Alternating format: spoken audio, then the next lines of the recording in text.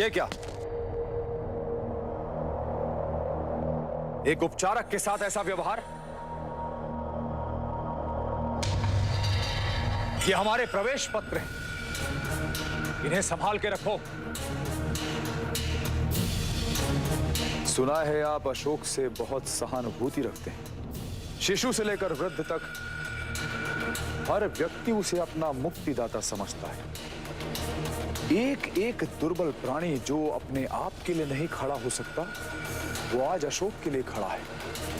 ऐसा क्या है उसमें? वैद्य जी, मैंने सुना है कि उसकी दशा ठीक नहीं है। कैसा है मेरा मित्र?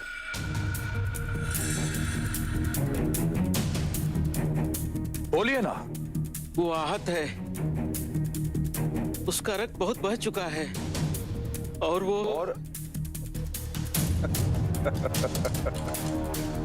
आप इतना भयभीत क्यों हो रहे हैं? माना कि आप मेरे शत्रु के प्राणों की रक्षा कर रहे हैं और इसके लिए मैं आपको दंड दे सकता हूं, वो भी मृत्यु दंड। किंतु मैं ऐसा नहीं करूंगा। मैं आपको प्रायश्चित का एक अवसर अवश्य दूंगा। आप अशोक के लिए, उसके प्राणों की रक्षा के लिए कुछ लेकर जा रहे थे ना? मैं चाहता हूं कि आप इन्हीं हाथों से उसे विष दें।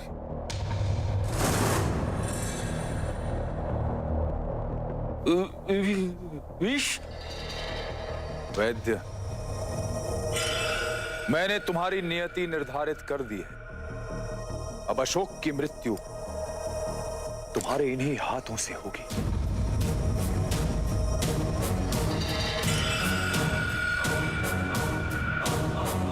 नहीं महानायक, नहीं।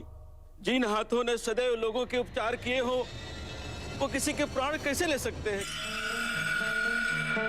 महानायक, इस कायर के भरोसे रहे तो कुछ नहीं होगा।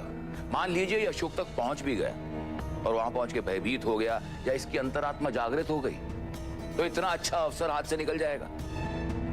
अति हम विद्यापति को ऐसा लग रहा है कि जैसे कौराकी ने किया, ठीक हमें भी वैसा ही करना चाहिए। अशोक से मित्रता और हमसे संधि। यदि हमारी ओर से भी कोई व्यक्ति वहां जाए तो? सुझाव तो अच्छा है, पर हम किसे भेज सकते हैं? कौन है ऐसा यहां जिस पर उन्हें संदेह ना हो?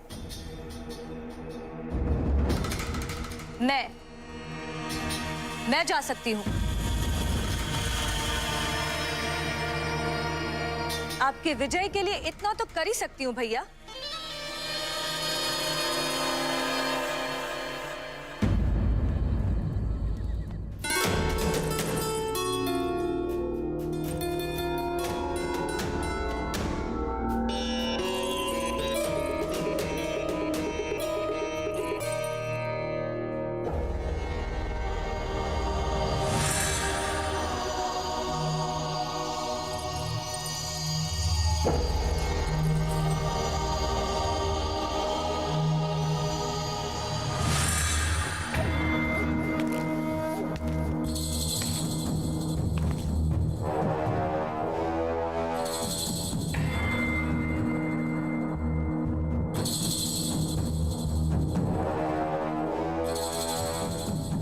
अंतिम बार उतार लूं, क्योंकि उसके पश्चात तो तुम पर कुदृष्टि ही पड़ने वाली।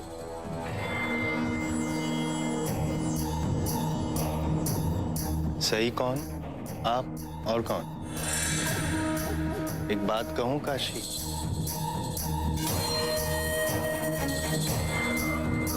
इस कन्या के भीतर जो स्त्री है, उसे देखकर मेरे भीतर का पुरुष भी जाग गया। क्या तैयार किया है आपने? चंचल चितवन हो गया।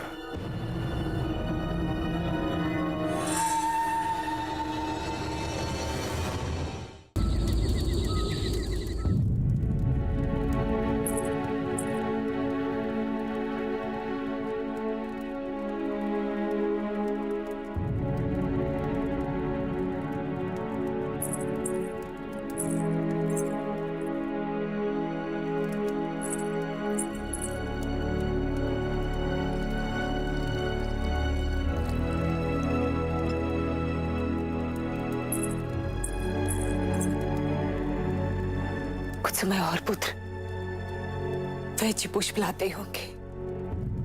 वैद्य जी को अब तक आ जाना चाहिए था।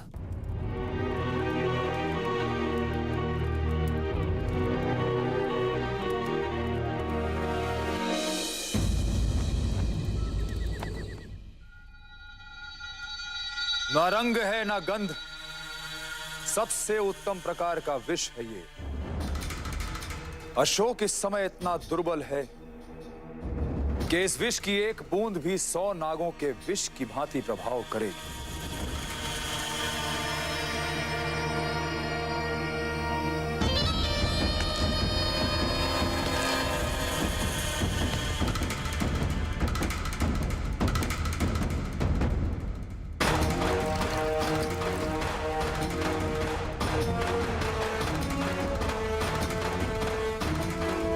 इस विष से एक पुष्प भी मुरझा नहीं सकता। ये अशोक को क्या मारेगा?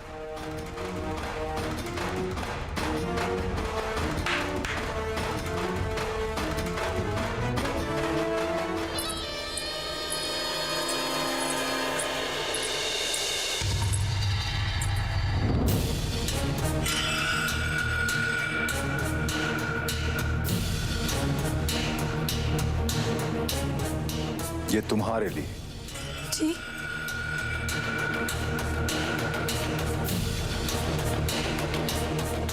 इसके ऊपर जो ओस की बूंद दिख रही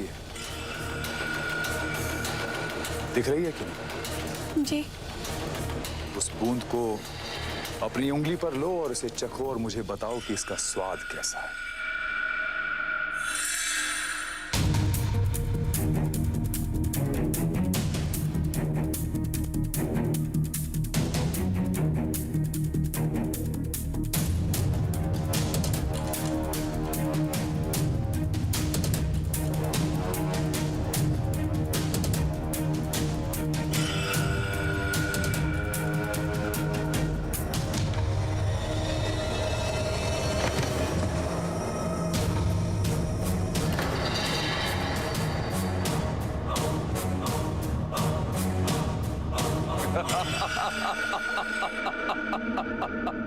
मेरी उल्टी गिनती करने चला था अशोक। तेरे पास तो अपनी गिनती का भी समय नहीं बचा। अब तुझे कोई नहीं बचा सकता।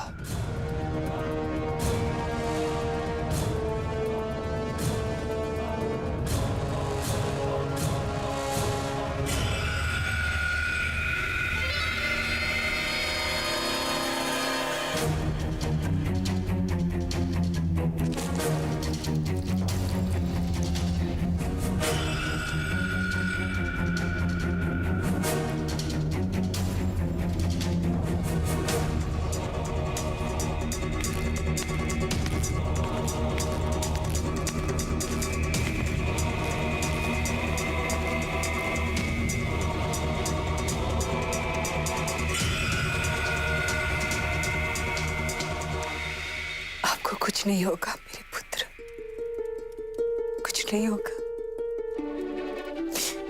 ये संकट जल्दी टल जाएगा। फिर आप पाटलिपुत्र में होंगे अपने परिवार के साथ, सुखी सुरक्षित। आप साहसी है अशोक, वीर है, इसलिए आपके इतने सारे शत्रु हैं जो सारे आपसे भयभीत हैं, क्योंकि आप सत्य के मार्ग पर चल रहे हैं, सत्य के लिए लड़ रहे हैं, धर्म के लिए लड़ रहे हैं, न्याय के लिए लड़ रहे हैं, औरों के सम्मान के लिए लड़ रहे हैं।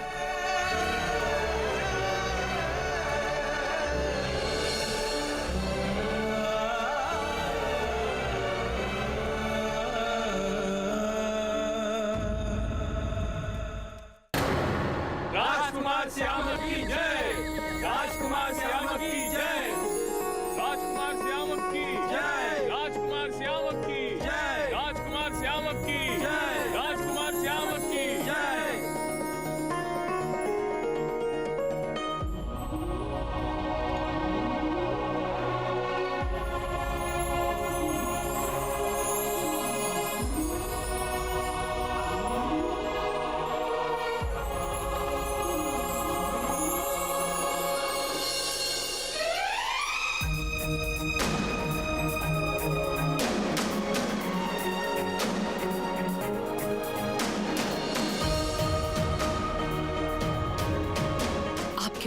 जस्टिन आज बहुत गर्वित होंगे। आज तुम मगध के उत्तराधिकारी बन गए हो।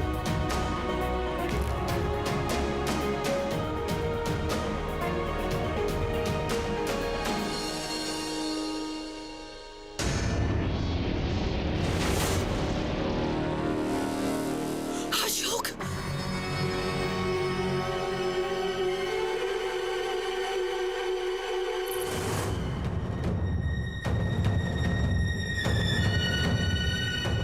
जिसकी वापसी का विचार ही हमें इतना भयभीत कर रहा है, जब वो सच में लौटेगा तब क्या?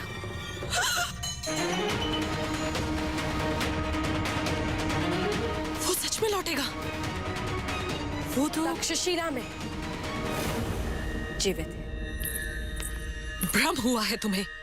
वो नौका दुर्घटना में उसकी पुष्टि हुई थी। शोक मनाया गया था। ढीठ है वो राजमाता। तक्षशिला में रहकर अपने पिता के आदेश की पूर्ति कर रहा है वो। उसकी मृत्यु के झूठे समाचार के पश्चात भी बलशाली बनकर और भी उभर रहा है वो। बहुत ही शीघ्र कीचक को पराजित करने वाला है वो। और उसके बाद तक्षशिला उसके नियंत्रण में होगा। यदि ऐसा हुआ तो सब कुछ समाप्त हो जाएगा राजमाता। धर्मा को भी चाणक्य की मृत्यु के संबंध में हम पे संदेह है। माँ और पुत्र जहां मिले, यहाँ हम मौत के घाट उतार दिए जाएंगे। इसलिए अभी हमें यह सुनिश्चित करना होगा कि ऐसा ना हो, और इसका सीधा और सरल उपाय मेरे पास है। सम्राट के उत्तराधिकारी की घोषणा करना, वो भी अशोक के लौटने से पूर्व। मैं जानती हूं कि श्यामक के लिए आपको सहानुभूति है, किंतु श्यामक की आयु देखते हुए मुझे विश्वास है कि सम्राट उसे उत्तराधिकारी कभी घोषित नहीं करेंगे। अब आपके समक्ष दो ही विकल्प है राजमाता। या तो अशोक को उत्तराधिकारी बनने दें और अपनी दुर्गति को आमंत्रित करें, या फिर ऐसे उत्तराधिकारी को चुनें जो हमारी रक्षा करे, हमें सशक्त करे, जो हमारे नियंत्रण में रहे। हमारे पास समय नहीं है राजमाता। जो भी करना होगा शीघ्र ही करना होगा।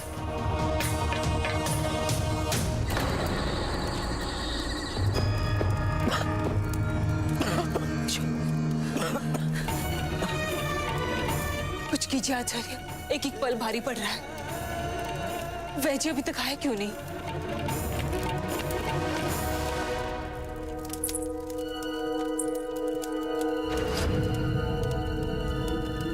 इन्हें प्रवेश वर्जित है। ये मेरे साथ है, मेरी सहायता करने के लिए। मैंने कहा ना, केवल अधिविक्त व्यक्तियों को ही अंदर भेजा जा सकता है।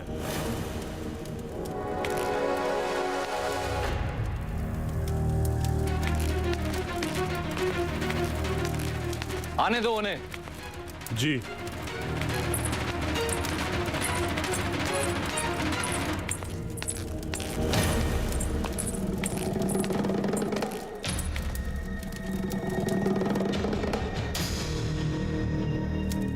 पुष्प मिला? क्या हुआ?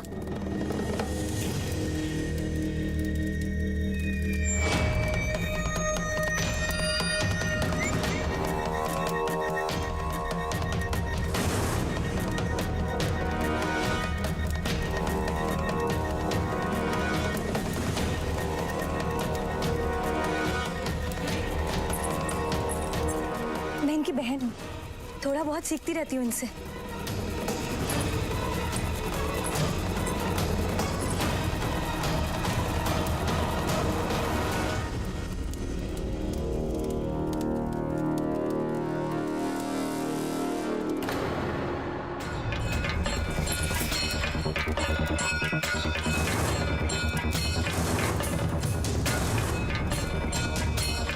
इस पुष्प पर आपने कुछ मिला है।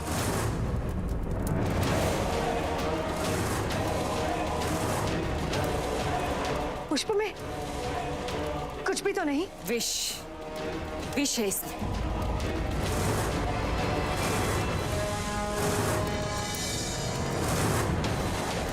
ऐसा विष जिसका कोई रंग कोई गंध नहीं होता, परंतु इसकी सिर्फ एक बूंद क्षणों में व्यक्ति के प्राण लेती है। सत्य कह रही हूं ना मैं?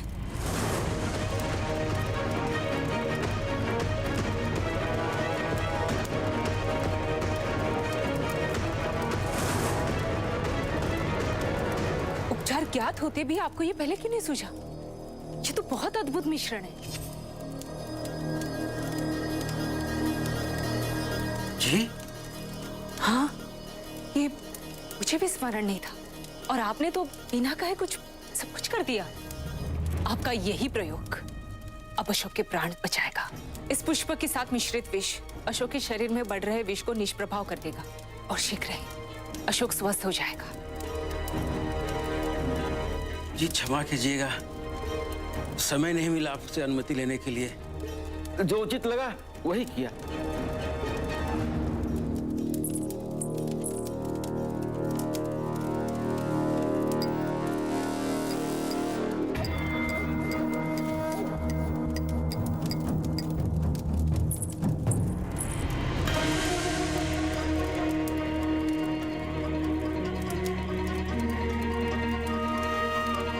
केवल एक रात की बात है अशोक,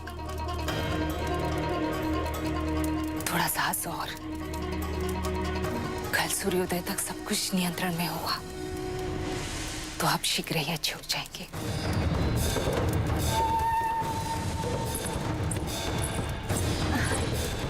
आप अकेले कब तक सब करती रहेंगी?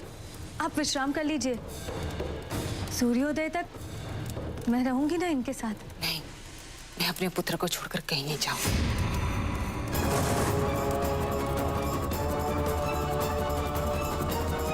आपका पुत्र? नहीं, समस्त तक्षशिला की माता है, इसे अपना पुत्र समझती है। तो जब तक ये संपूर्ण स्वस्थ नहीं होता मैं इसके समीप रहूंगी। आपने तो इसे अपना पुत्र कह लिया, और हमारा क्या? हमारा कुछ नहीं लगता ये वीर बालक? मैं यहीं रहूंगी, मुझसे ये अधिकार मत छीनिए। मैं आपसे विनती करती हूँ। जैसे आपको उचित लगे, यदि आप रुकना चाहती हैं रुक सकती हैं। ये योजना भी विफल हो गई। मुझे अशोक को मारने के लिए नई योजना बनानी पड़ेगी।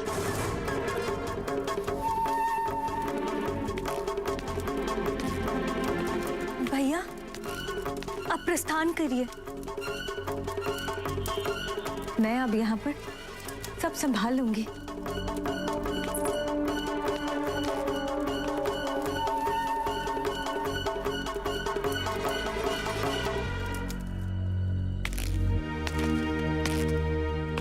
क्षमा करना मगध के वीर पुत्र, मैं किचक के विरुद्ध खड़ा होने का साहस नहीं जुटा पाया।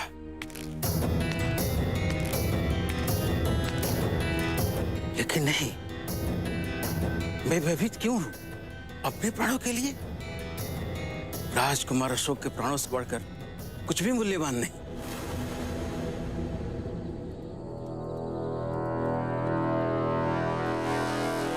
राजकुमार अशोक के प्राणों पर आए संकट को टालने का यही एक अवसर है।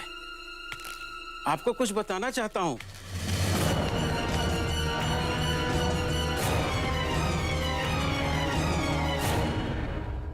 For more updates, log on to colorstv.in.com. Like us on facebook.com/colorstv. Follow us on twitter.com/colorstv. For more updates, log on to colorstv.in.com. Like us on facebook.com/colorstv. Follow us on twitter.com/colorstv.